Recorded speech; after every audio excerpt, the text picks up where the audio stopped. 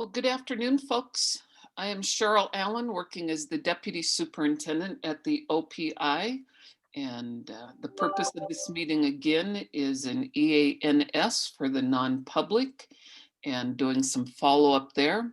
We have Mr. Ken Bailey, our Chief Financial Officer with us, and Mr. Jay Phillips, one of our senior managers in our Centralized Services Division. And we're going to begin with Jay taking us through an update on changes to the grant application itself.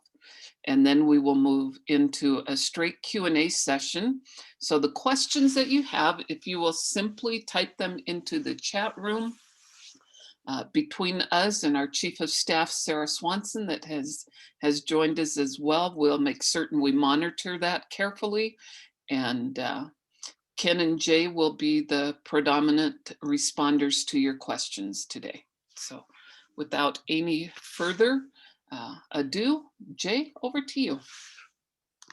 Thanks, Cheryl. So good afternoon, everybody. I just want to real quick, just in case we had anybody that was not present in our initial meeting last week, I just want to show the path real quick of how to start the process of getting an account established, and then get into the actual eGrants application, which is the system that we're going to use to either distribute funding and do reimbursements, or for homeschools or private schools to present what type of services, or if they want us to purchase equipment for them on their behalf. And so on the superintendent's, the OPI main webpage, down here you'll see a big red button to the right of Superintendent Arnson that says Get Info on Homeschool and Private School COVID Funding. And if you click on that, this page will outline, give you some background information about the EANS funding, a little bit about the application deadlines or any updates, and then also just some general information about private schools and homeschools, enrollment numbers within the state. And then again, some like an FAQ document, some information about allowable uses, about reimbursement, and then some information about exceptions to a reimbursement. It's a great resource for the page if you have any questions. But as for today, I'm just going to real quick show you that under the application and updates, there's a link here, one that will link you to the eGrant system. Again, that's the system you need to use to establish an account and then also submit an application. Below that, I do want to point out real quick that every Monday, Tuesday, and Friday, I have a systems analyst and technical support that's available to anybody that needs assistance from the establishment of the initial account, or anything in regards to actually filling out the application, or just general questions about the program in itself. And so there's a Zoom link out here that you can click on. And again, Mindy Askelson will be available like Monday from 1 to 3, Tuesday 11 a.m. to 1, and then Fridays 8:30 to 11:30. And again, anybody is, if you click on that Zoom, you can log in and you can join in if there is a group already in session, or if it's just you and Mindy, you guys can have an actual one-on-one meeting. And so that's a resource that's out there available to you. So when you click on that eGrant system tab here, it's going to take you to our initial eGrants page. And there is sorry, this jumps around a little bit. Down on the very bottom here, we have instructions for the private non-public schools of how to actually establish a user account. And in here, you'll find a link, and then it's got screenshots that'll walk you actually through the actual process of establishing an account, okay? In case you just go to hit the new user.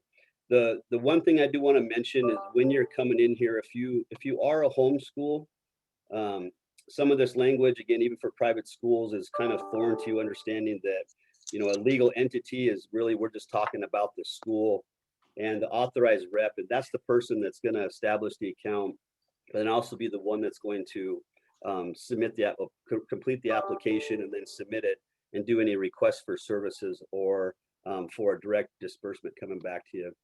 The one thing I do want to mention under legal entity name, it's very helpful if you guys can kind of be descriptive. We've seen a common theme of where like a homeschool, like for myself, my last name is Phillips. I would put Phillips Homeschool. And a lot of what we've been using for our designation of account is that if it's a homeschool, if you're registered with the county superintendent and you registered your name with them as Phillips Homeschool, we'd like you to put that in there. Now, if you have something in there that something else that you want to put in, that's fine. But we may be just calling you just to kind of help us identify specifically what district you're in. And if you have not registered with the county, we're going to call you as well, because there's some additional information and just guidance that we'll want to give you in the process. Okay. So real quick, once you actually get in there, you'll get an email once you submit this, giving you a username and password, which will give you the ability to log into the eGrant system itself. So I'm going to jump pages here real quick.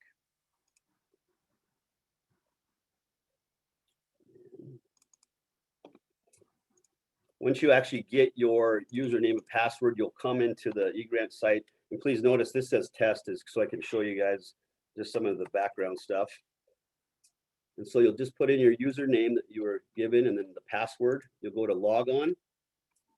And down here under this eGrants Access Select, you can click on that, and that'll open up the place where the application in itself will be located. Now, please note that under this fiscal year, if it doesn't default to 2021, you're going to need to just click on that and then change that. Because in our eGrant system, we have several years of grant funding that's continuing. Once you get in there, you'll actually see the application. Initially, you'll see just a create button versus these three. And once you hit the create button, it'll open up the system and go to the first tab, which is the applicant information tab.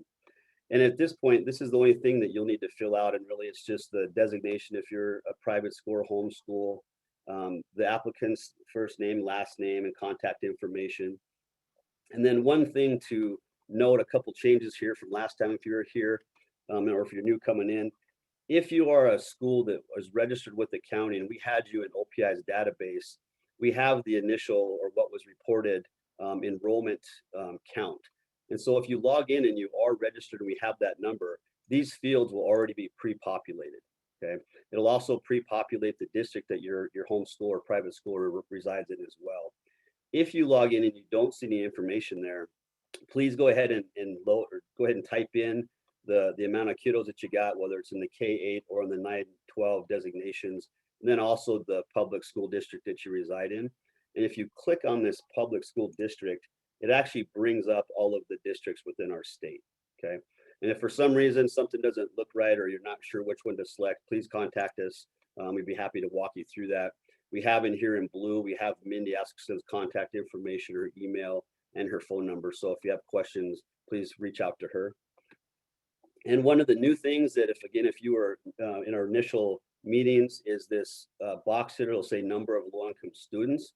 And so we had talked about that the initial distribution that we'll have in the system for anybody who we have an enrollment number for already, it'll be $550 per student.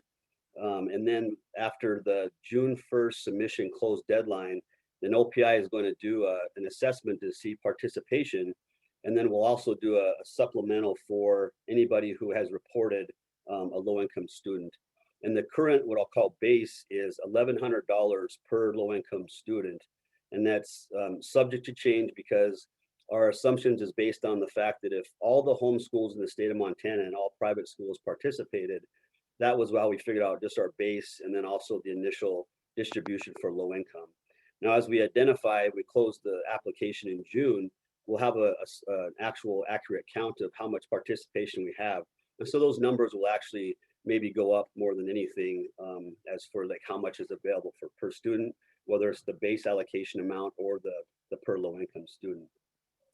So if you guys would enter in the number that you have here, and then our basis right now is going to be the free and reduced designation. And so I don't have it here right now, but we just kind of made this decision today.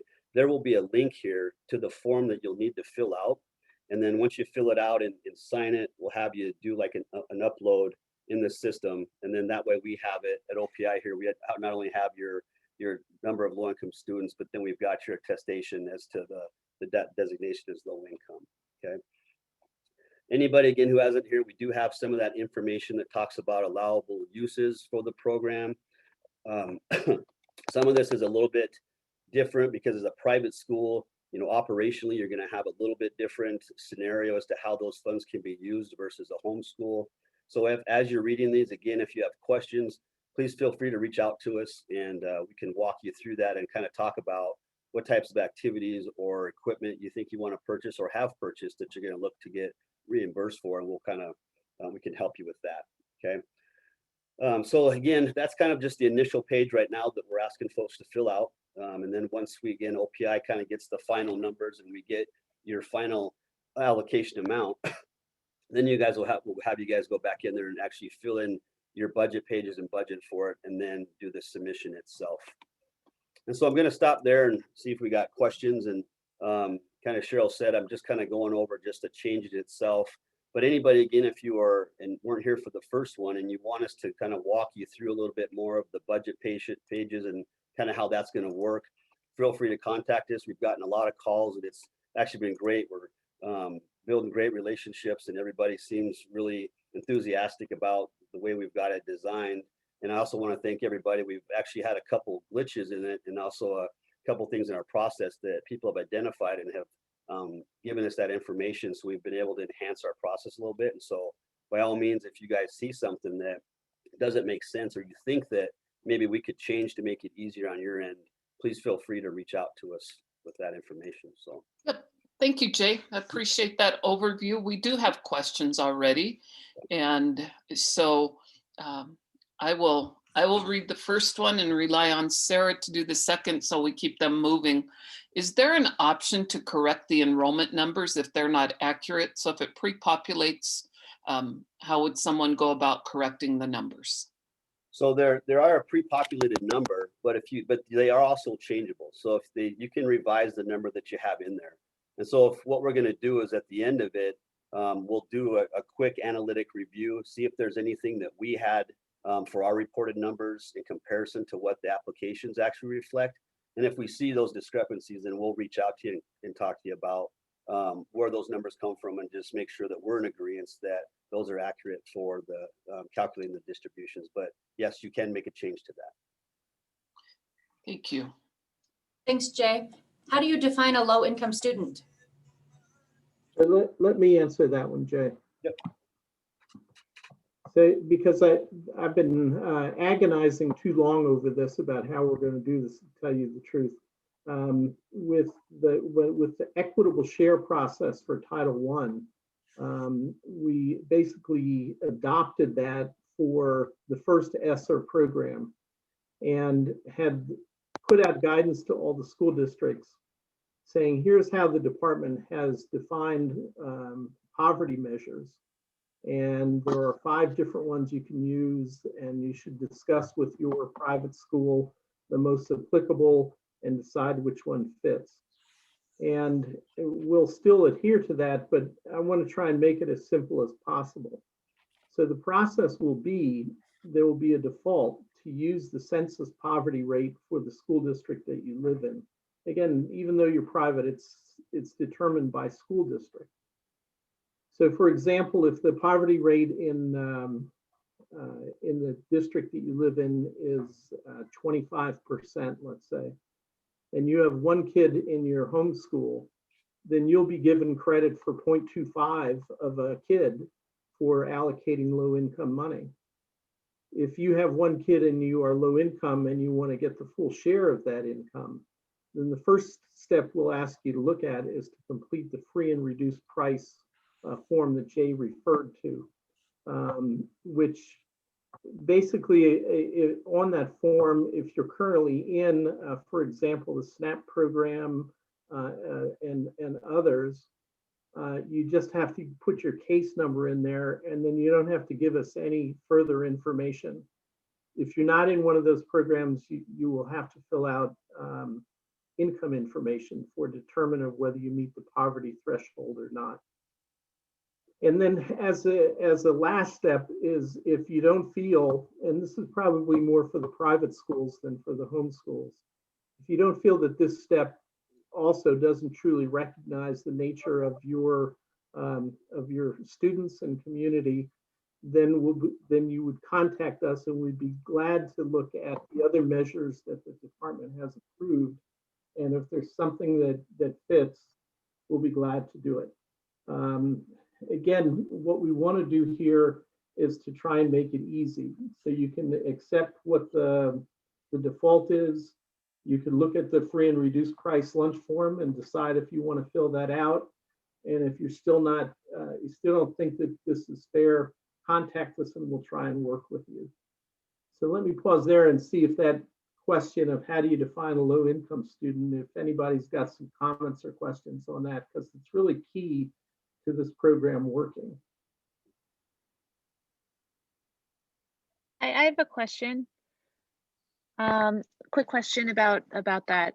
We're a private school in Bozeman, but we service students, or the students that have enrolled in our program are from different districts in our county, some of which are more low on income.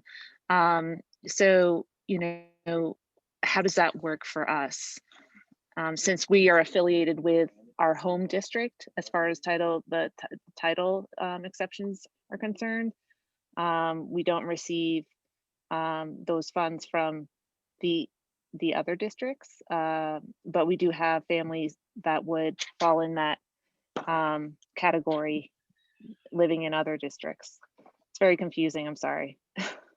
And I agree, and I don't work with Title I on a detailed basis and get involved with all of these nitty-gritty issues, but I understand them. And I know how frustrating it can be sometimes. But as I said, what we will do is use the poverty rate in the district that you're located in. And then you'll have the option to get free and reduced price lunch forms for the kids in your school. And again, if you think that you're not being treated fairly, we'll be glad to talk to you. Thank you for the follow-up question. Thank you, Ken.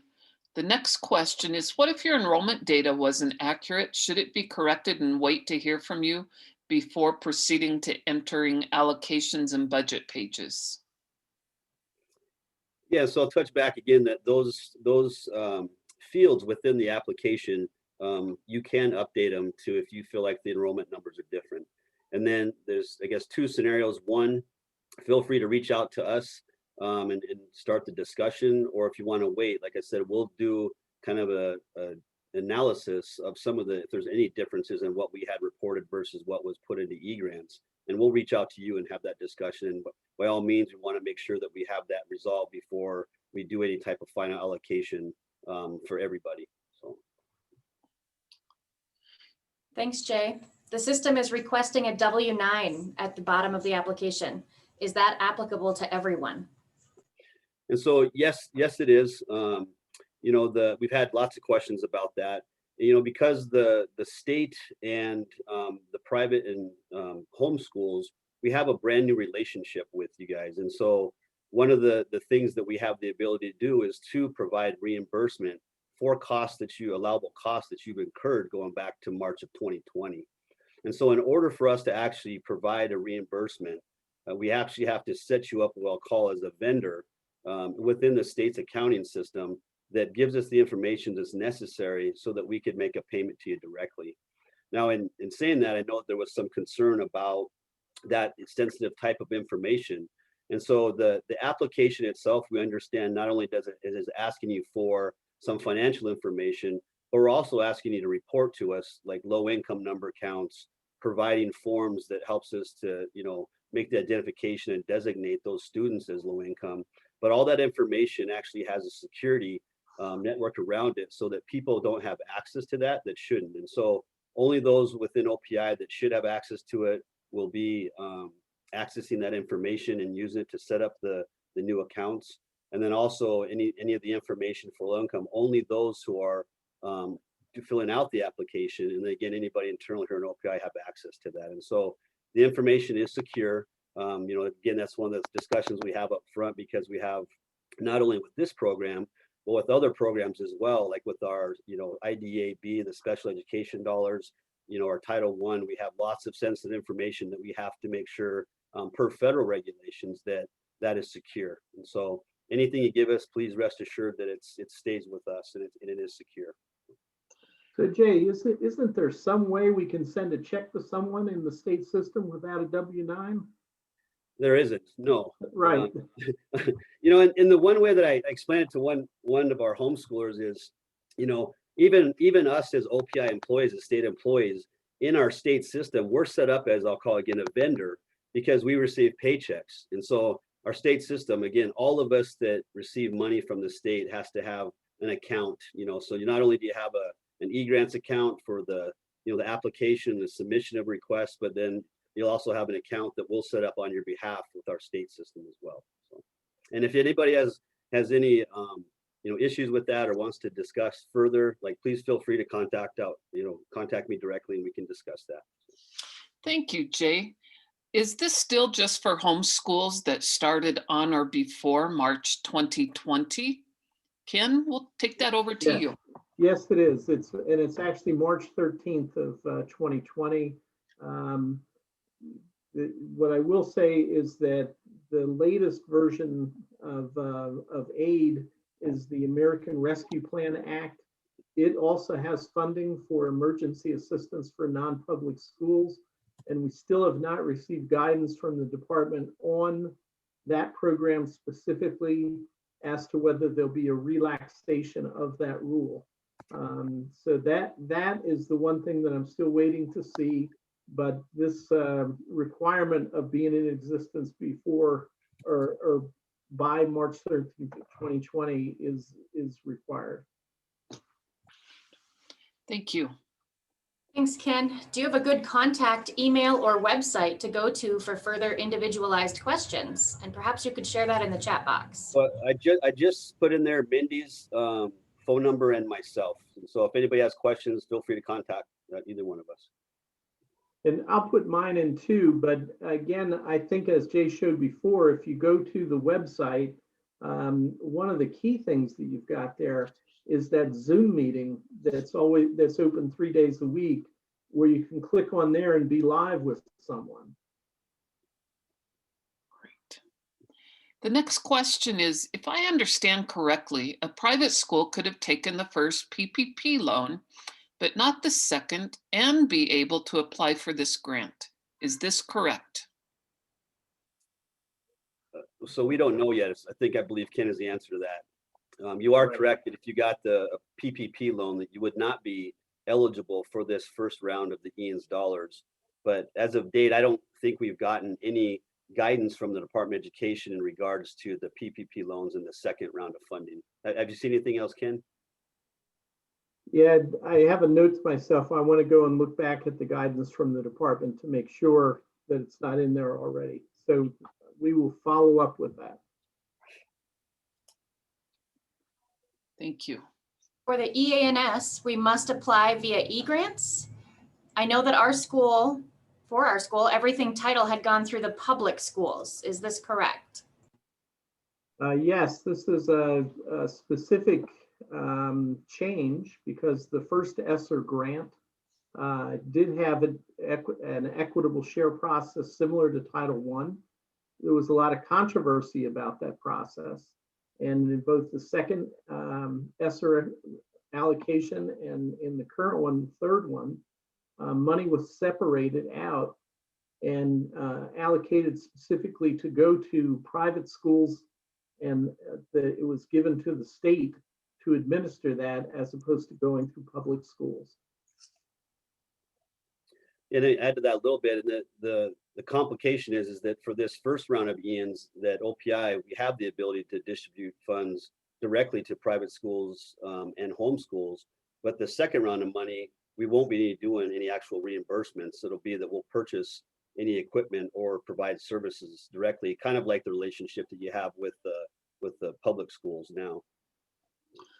So our next question is one of those detail questions. So just checking, did you add the password to the Zoom help link? Yes, we did. And that's what I was saying earlier. Thank you. That's one of those technical issues that we got addressed because someone reached out to us and let us know that. But yes, we got that taken care of. Thank you. If we are still entering items that still need to be purchased, such as an iPad, do you purchase that for us or do we purchase it and get reimbursed? So you can actually, you have the option to do either. You can purchase it and we can reimburse you, but OPI also in this, like services, if there's something you want specifically purchased on your behalf, we can do that. Let me just add to that on the website, as you go through, like Jay said, a lot of information that's on there. Included in there is there are a list of things that we cannot reimburse you for. And so I would strongly suggest, if you're out buying things right now, to look at that list to make sure that we will be able to reimburse you for it. That is also listed in the application itself too, just so you know. Terrific. So how will we be required to express the connection between our funding requests and COVID-19? That correlation question, that's a good one.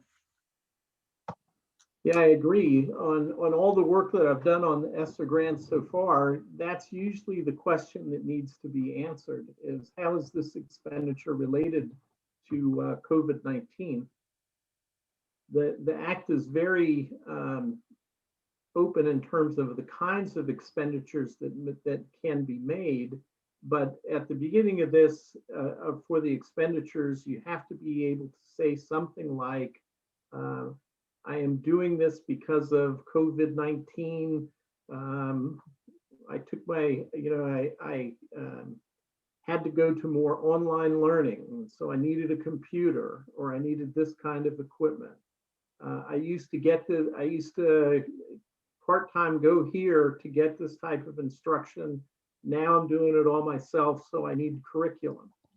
Those kinds of things are required for these expenditures.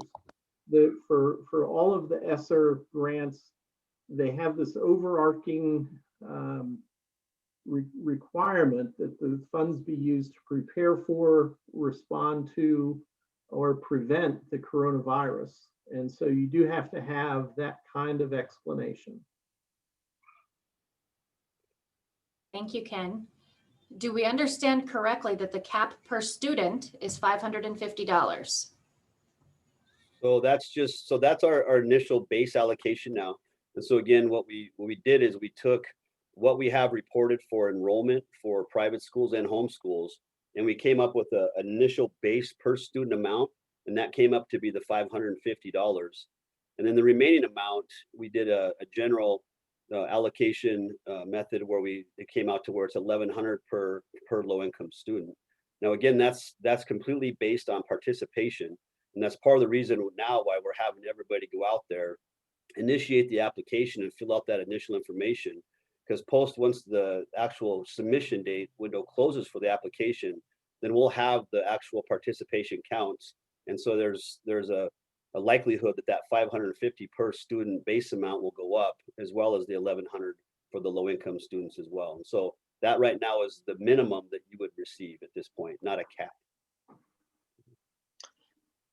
Terrific. Thank you for the excellent questions that have appeared in the chat, and Ken and Jay for the responses. So we'll do a last call for any questions and then turn it over to our Chief Financial Officer for any concluding comments.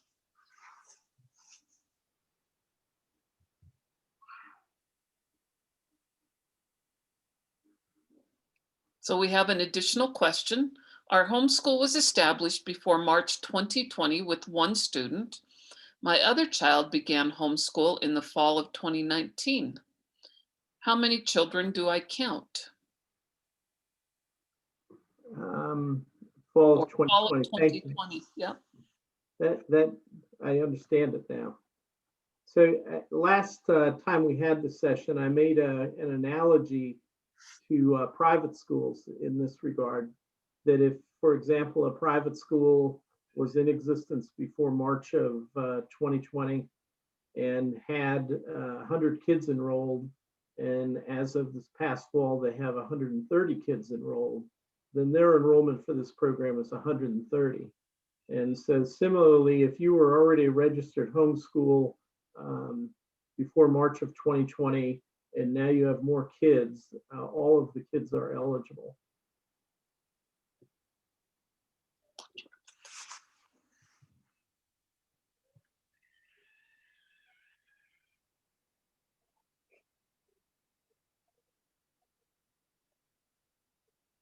Okay, so, and I want to thank everybody for coming today.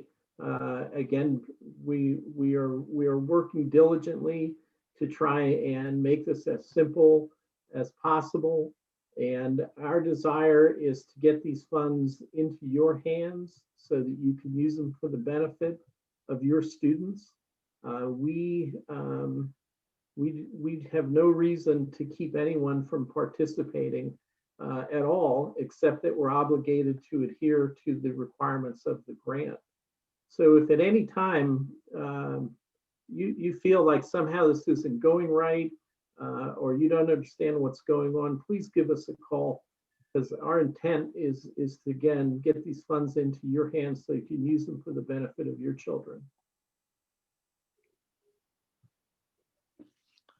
Once again, thank you, folks. Thank you, Ken, Jay, Sarah, for being on this call. And as has been communicated many times, we are here to serve and support you. So don't hesitate to call either of these very skilled, knowledgeable men that can aid you, or refer you to staff that can aid you. Have a wonderful rest of your day. Happy April, everybody. Thank you. Bye. Thank you.